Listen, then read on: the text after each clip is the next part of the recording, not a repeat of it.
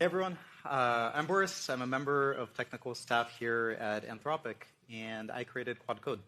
And here to talk to you a little bit about some practical tips and tricks for using Claude Code. It's going to be very practical. I'm not going to go too much into the history or the theory or anything like this. And yeah, before we start, actually, can we get a quick show of hands? Who has used Claude Code before? Yeah, all right, that's what we like to see. For everyone that didn't raise your hands, I know you're not supposed to do this while people are talking, but if you can open your laptop and type this, and this will help you install Claude Code, just so you can follow along for the rest of the talk.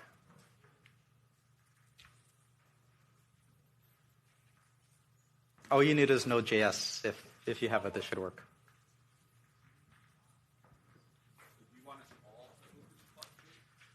Yeah, you don't have to follow along, but if you don't have it yet, yeah, this is your chance to install it so you can follow along.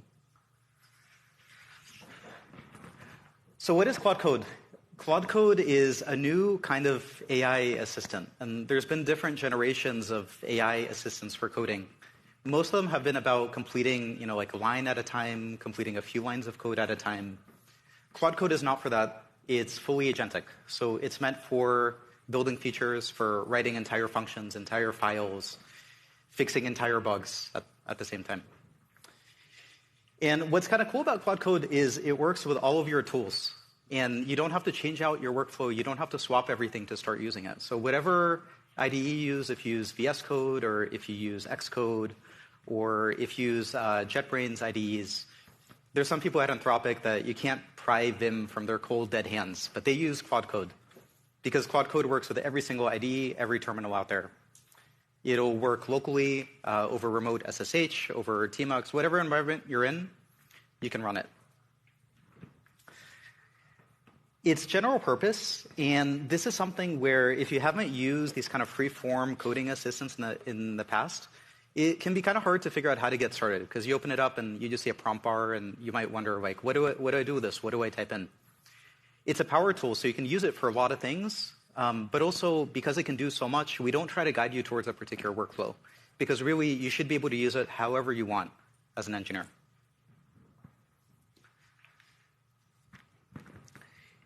As you open up Claude Code for the first time, there's a few things that we recommend doing to get your environment set up. And these are pretty straightforward. So run terminal setup. This will give you Shift-Enter for new lines, so you don't have to do like backslashes to enter new lines. This is, it makes it a little bit nicer to use.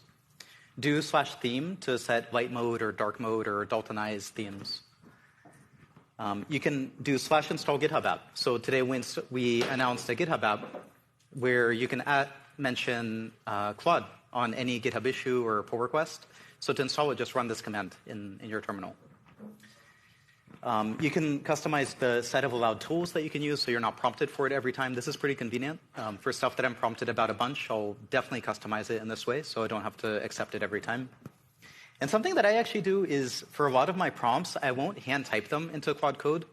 If you're on macOS, you can go into your system settings under accessibility is dictation, and you can enable it. And so something I do is you just hit like the dictation key twice, and you can just speak your prompt. And it helps a lot to have specific prompts. So this is actually pretty awesome. You can just talk to Claude Code and like you would another engineer, and you don't have to type a lot of code. So when you're starting out with Claude Code, it's so freeform and it can do everything. What do you start with? The thing I recommend above everything else is starting with Codebase Q&A. So just asking questions to your Codebase. This is something that we teach new hires at Anthropic. So on the first day in technical onboarding, you learn about Claude Code, you download it, you get it set up, and then you immediately start asking questions about the code base. And in the past, when you were doing technical onboarding, it's something that taxes the team a lot, right? You have to ask other engineers on the team questions. You have to look around the code, and this takes a while. You have to figure out how to use the tools. This takes a long time. With Claude Code, you can just ask Claude Code, and it'll explore the code base. It'll answer these kind of questions. And so at Anthropic, onboarding used to take about 2 or 3 weeks for technical hires. It's now about 2 or 3 days. What's also kind of cool about Q&A is we don't do any sort of indexing. So there's no remote database with your code. We don't upload it anywhere. Your code stays local. We do not train generative models on the code. So it's there, you control it, there's no indices or anything like this. And what that means is also there's no setup. So you start Claude, you download it, you start it, there's no indexing, you don't have to wait, you can just use it right away. This is a technical talk, so I'm going to show some very specific prompts and very specific code samples that you can use and hopefully improve and up-level your Claude Code experience. So some kind of questions that you can ask is, like how is this particular piece of code used, or how do I instantiate this thing? And Claude Code, it won't just do like a text search and try to answer this. It'll often go a level deeper, and it'll try to find examples of how is this class instantiated, how is it used, and it'll give you a much deeper answer, so something that you would get out of a wiki or documentation, instead of just like Command F. Something that I do a lot also is ask it about Git history. So, for example, why does this function have 15 arguments, and why are the arguments named this weird way? And this is something I bet in all of our code bases you have some function like this or some class like this. And Claude Code can look through Git history, and it'll look to figure out how did these arguments get introduced, and who introduced them, and what was the situation, what are the issues that those commits link to. And it'll look through all this and summarize it. And you don't have to tell it that in all this detail. You just ask it. So just say, look through Git history, and it'll know to do this. The reason it knows, by the way, is not because we prompted it to. There's nothing in the system prompt about looking through Git history. It knows it because the model is awesome. And if you tell it to use Git, it'll know how to use Git. So we're lucky to be building on such a good model. I often ask about GitHub issues. So, it can use web fetch, and it can fetch issues and look up context on issues too, and this is pretty awesome. And this is something that I do every single Monday in our weekly stand-up is I ask, what did I ship this week? And Claude Code looks at the log, it knows my username, and it'll just give me a nice readout of everything I shipped. And I'll just copy and paste that into a doc somewhere. So yeah, that's tip number one. For people that have not used Claude Code before, if you're just showing it to someone for the first time, onboarding your team, the thing we definitely recommend is start with Codebase Q&A. Don't start by using fancy tools. Don't start by editing code. Just start by asking questions about the codebase. And that'll teach people how to prompt. And it'll start teaching them this boundary of like, what can Claude Code do? What is it capable of? Versus what do you need to hold its hand with a little bit more? What can be one-shotted? What can be two-shotted, three-shotted? What do you need to use interactive mode for in a REPL? Once you're pretty comfortable with Q&A, you can dive into editing code. This is the next thing. And the cool thing about any sort of agentic, like using a LLM in an agentic way is you give it tools, and it's just like magical. It figures out how to use the tools. And with Claude Code, we give it a pretty small set of tools. It's not a lot. And so it has a tool to edit files. It has a tool to run bash commands. It has a tool to search files. And it'll string these together to explore the code, brainstorm, and then finally make edits. And you don't have to prompt it specifically to use this tool and this tool and this tool. You just say, do this thing, and it'll figure out how to do it. It'll string it together in the right way that makes sense for Claude Code. There's a lot of ways to use this. Something I like to do sometimes is before having Claude jump in to write code, I'll ask it to brainstorm a little bit or make a plan. This is something we highly recommend, and something I see sometimes is people, they take Claude Code and they ask it, hey, implement this enormous 3,000 line feature. And sometimes it gets this right on the first shot. But sometimes what happens is the thing that it builds is not at all the thing that you wanted. And the easiest way to get the result you want is ask it to think first. So brainstorm ideas, make a plan, run it by me, ask for approval before you write code. And you don't have to use plan mode. You don't have to use any special tools to do this. All you have to do is ask Claude, and it'll know to do this. So just say, before you write code, make a plan. That's it. This is also, I wanted to include this one, this commit push PR. This is a really common incantation that I use. There's nothing special about it, but Claude is kind of smart enough to interpret this. So it'll make a commit, it'll push it to the branch, make a branch, and then make a pull request for me on GitHub. You don't have to explain anything. It'll look through the code, it'll look through the history, it'll look through the Git log by itself to figure out the commit format and all this stuff, and it'll make the commit and push it the right way. Again, we're not system prompting it to do this. It just knows how to do this. The model is good. As you get a little bit more advanced, you're going to want to start to plug in your team's tools. And this is where Claude Code starts to really shine. And there's generally two kinds of tools. So one is bash tools. And an example of this, I just made up this Barley CLI. This isn't a real thing. But you can say, use the CLI to do something. And you can tell Claude Code about this. And you can tell it to use, for example, like -- help to figure out how to use it. And this is efficient. If you find yourself using it a lot, you can also dump this into your Claude MD, which we'll talk about in a bit, so Claude can remember this across sessions. But this is a common pattern we follow at Anthropic, and we see external customers use too. And same thing with MCP. Claude Code can use bash tools, it can use MCP tools, so just tell it about the tools, and you can add the MCP tool, and you can tell it how to use it, and it'll just start using it. And this is extremely powerful, because when you start to use code on a new code base, you can just give it all of your tools, all the tools your team already uses for this code base, and Claude Code can use it on your behalf.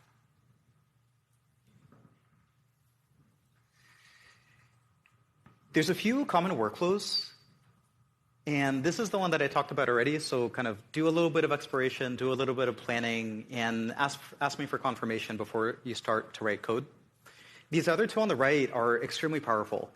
When Claude has some way to check its work, so for example, by writing unit tests or screenshotting in Puppeteer or screenshotting the iOS simulator, then it can iterate. And this is incredible because if you give it, for example, a mock and you say, build this web UI, it'll get it pretty good. But if you let it iterate 2 or 3 times, often it gets it almost perfect.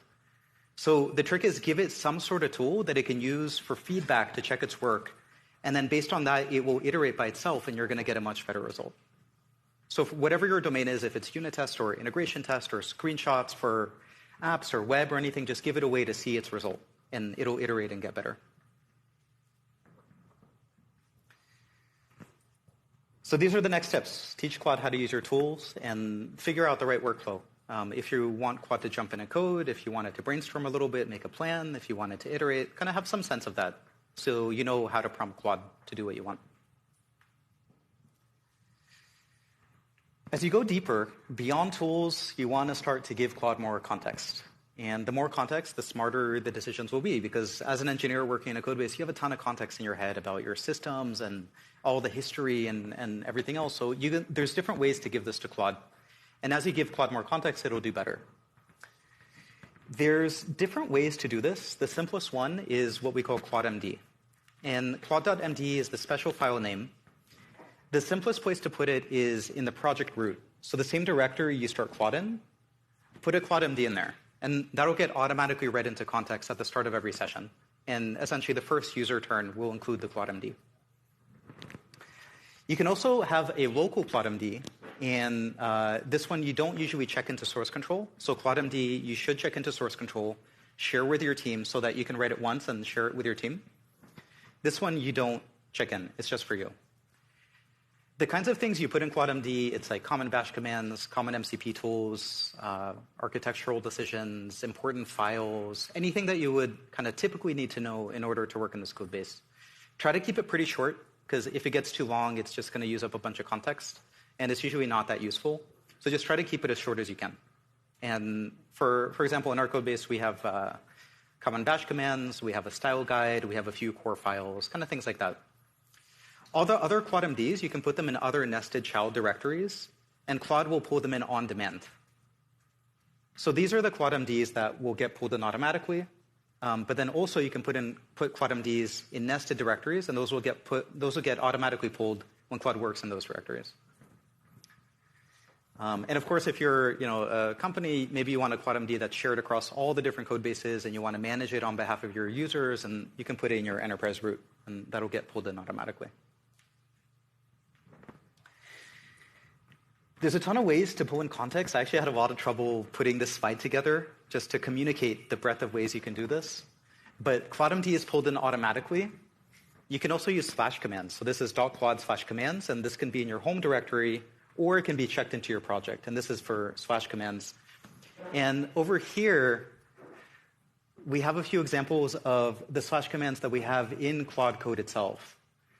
And so, for example, if you're in the Claude Code repo, and you see issues getting labeled, that's actually this workflow running here. It's labeled GitHub issues. And we have a GitHub action running, the same one we talked about this morning, where Claude Code will run this command, and it's just a slash command. It'll run, and it'll label the issues, so humans don't have to. It just saves us a bunch of time. And of course, you can @mention files to pull them into context. And like I said before, ClaudeMDs in a nested directory get pulled in when Claude works in that directory. So give Claude more context, and it's definitely worth taking the time to tune context. You can run it through a prompt improver, consider who the context is for, if you want to pull it in every time, if you want to pull it in on demand, if you want to share it with a team, if it's a personal preference, definitely take the time to tune it. This will improve performance dramatically if you do it right. As you get more advanced, you're going to want to think about this a little bit more, this kind of hierarchy of different ways to pull in everything. So like not just ClaudeMD, but also config and kind of everything about Claude you can pull in this hierarchical way. So projects are specific to your Git repo, and this you can check in, or you can make it just for you. You can also have global configs that are across all your projects, or you can have enterprise policies. And this is essentially a global config that you roll out for all of your employees, everyone on your team automatically. And this slide is like pretty information dense, but the point is this applies to a lot of stuff. So you can do this for slash commands. You can do it for permissions. So for example, if you have a bash command that you would run for all your employees, like all your employees use this like test command, for example, you can actually just check it into this enterprise policies file. And then any employee, when they run this command, it will be auto-approved, which is pretty convenient. And you can also use this to block commands. So for example, let's say there's a URL that should never be fetched. Just add it to this config, and that'll make it so an employee cannot override it, and that URL can never be fetched. So pretty convenient both to unblock people and also just to keep your code base safe. And then same thing for MCP servers. Have an MCP JSON file, check it into the code base. That way, anytime someone runs Claude code in your code base, they'll be prompted to install the MCP servers and share it with the team. If you're not sure which of these to use, this is like a kind of an insane matrix because we support a lot of stuff and engineer workflows are very flexible and every company is different. So we kind of want to support everything. So if you're not sure how to get started, I would recommend start with shared project context. You write this once and then you share it with everyone on the team and you get this kind of network effect where someone does a little bit of work and everyone on the team benefits. There's a lot of tools built into Claude to manage this. So as an example, if you run /memory, you can see all the different memory files that are getting pulled in. So maybe I have an enterprise policy, I have my user memory, I have project ClaudeMD, and then maybe there's a nested ClaudeMD that's only pulled in for certain directories.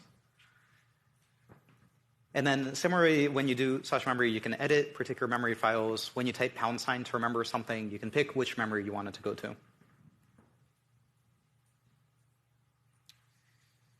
So yeah, that's the next step. Take the time to configure ClaudeMD, MCP servers, all the stuff that your team uses so that you can use it once, configure it once, and then share it with everyone.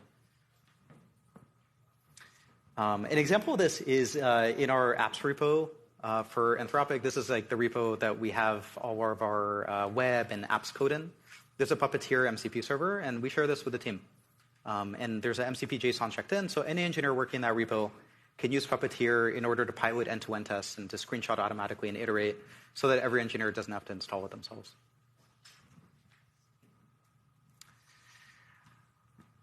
This is a talk about pro tips. I just want to take a quick interlude to talk about some common key bindings that people may not know. It's very hard to build for terminal. It's also very fun. It feels like rediscovering this new design language.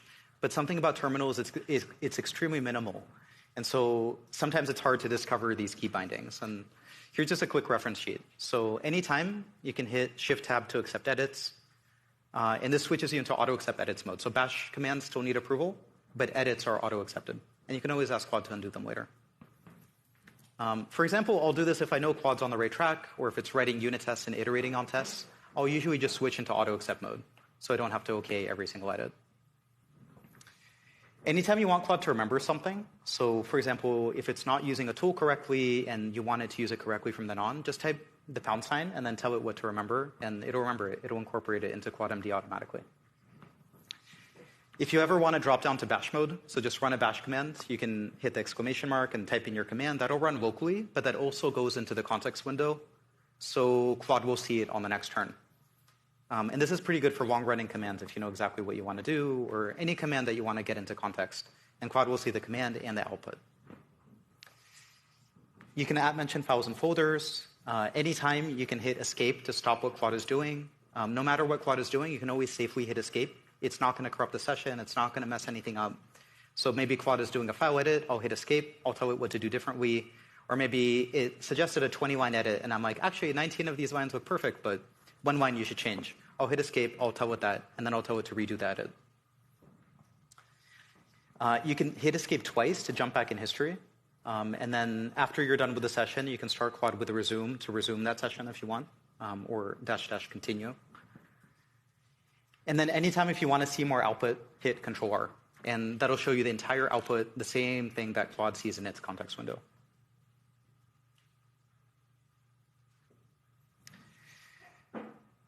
The next thing I want to talk about is the Claude Code SDK. So we talked about this at the top. Right after this, Sid is doing a session, I think, just across the hallway, and he's going to go super deep on the SDK. If you hadn't played around with this, if you used the -p flag in Claude, this is what the SDK is. And we've been planning a bunch of features over the last few weeks to make it even better. So yeah, you can build on top of this. You can do cool stuff. This is exactly the thing that Claude Code uses. It's exactly the same SDK. And so, for example, something you can do is Claude-P. So this is the CLI SDK. You can pass a prompt. You can pass some allowed tools, which could include specific bash commands. And you can tell it which format you want. So you might want JSON, or you might want streaming JSON if you want to process this somehow. So this is awesome for building on. We use this in CI all the time. We use this for incident response. We use this in all sorts of pipelines. So really convenient. Just think of it as like a Unix utility. You give it a prompt, it gives you JSON. You can use this in any way. You can pipe into it, you can pipe out of it. The piping is also pretty cool. So you can use, like, for example, git status and pipe this in, and use JQ to select the result. The combinations are endless, and it's sort of this new idea. It's like a super intelligent Unix utility. And I think we barely scratched the surface of how to use this. We're just figuring this out. You can read from like a GCP bucket, read like a giant log and pipe it in and tell Claude to figure out what's interesting about this log. You can fetch data from like the Sentry CLI. You can also pipe it in and have Claude do something with it.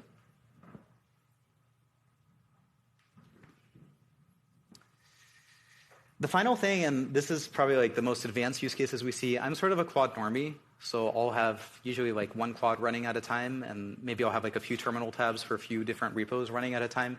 When I look at power users in and out of Anthropic, almost always they're going to have like SSH sessions. They'll have like tmux tunnels into their Claude sessions. They're going to have a bunch of checkouts of the same repo so that they can run a bunch of Claudes in parallel in that repo. Or they're using Git work trees to have some kind of isolation as they do this. And we're actively working on making this easier to use, but for now, like these are some ideas for how to do more work in parallel with Claude.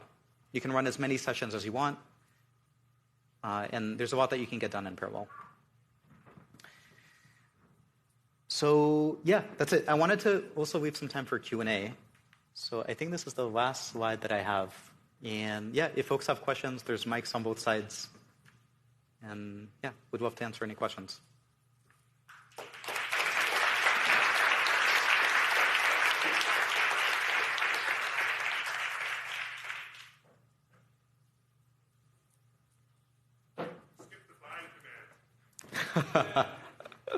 I did.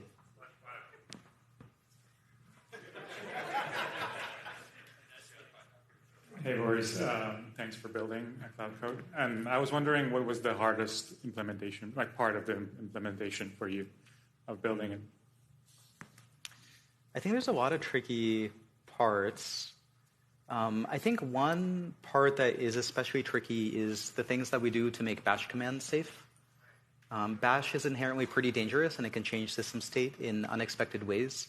But at the same time, if you have to manually approve every single bash command, it's super annoying as an engineer, and you can't really be productive because you're just constantly approving every command. And just kind of navigating how to do this safely in a way that scales across the different kinds of code bases people have, because not everyone runs their code in a Docker container, was pretty tricky. And essentially the thing we landed on is there's some commands that are read-only. There's some static analysis that we do in order to figure out which commands can be combined in safe ways. And then we have this pretty complex tiered permission system so that you can allow list and block list commands at different levels. Hi, Boris. You mentioned giving an image to Claude Code, which made me wonder if there's some sort of multimodal functionality that I'm not aware of. Are you just pointing it at an image on the file system or something? Yeah, so Claude Code is fully multimodal. It has been from the start. It's in a terminal, so it's a little hard to discover. But yeah, you can take an image and just drag and drop it in. That'll work. You can give it a file path. That'll work. You can copy and paste the image in, and that works too. So I'll use this pretty often for if I have like a mock of something. I'll just drag and drop in the mock. I'll tell it to implement it.